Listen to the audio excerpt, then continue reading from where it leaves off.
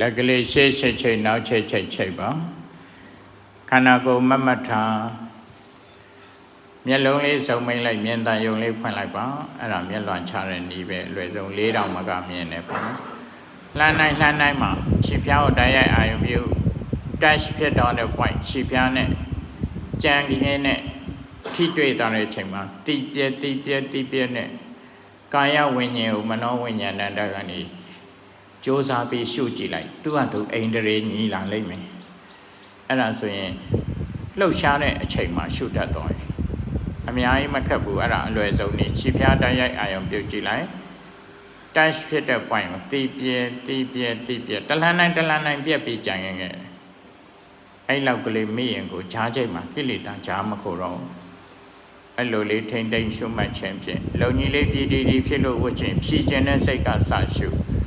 ပြီးရင်နောက်တစ်ပတ်ပတ်ခြင်းတဲ့စိတ်မနောကဖြစ်ပြရှုပတ်နောက်တစ်ပတ်ပတ်ရင်လည်းပတ်ခြင်းတဲ့စိတ်ဖြစ်ပြရှုပတ်ညှရင်ညှက်ခြင်းတဲ့စိတ်ဖြစ်ပြရှုညှက်တယောက်နဲ့တယောက်မတိုးနဲ့မထိနဲ့မကြည့်နဲ့စကားမပြောမိစေနဲ့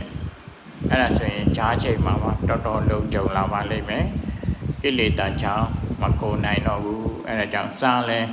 တဝါတခါပြည့်ရှုမျိုးခြင်းနဲ့စိတ်ဖြစ်ပြည့်ရှုမျိုးရေချိုးလဲခန္ဓာညာစိုက်ထားခန္ဓာရေမွှေးတွေကြာရင်တကူလုံးတန့်ဖြစ်ပြီးအကုန်ပြန်ပြုတ်ကျသွားတာခန္ဓာသာညာစိုက်ထားရင်အဲ့ဒါအကုန်လုံးပြည့်နေတာကိုသွားတွေ့လိမ့်မယ်ကြက်သိန်းတစ်ဖြန်းများနဲ့တဖွာတလက်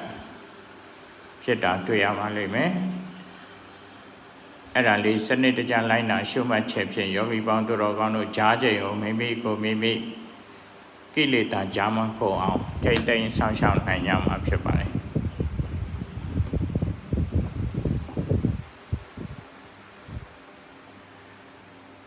ကိုချမ်းသာကိုရှာတာအကျိုးမှန်တဲ့ရှာမှာ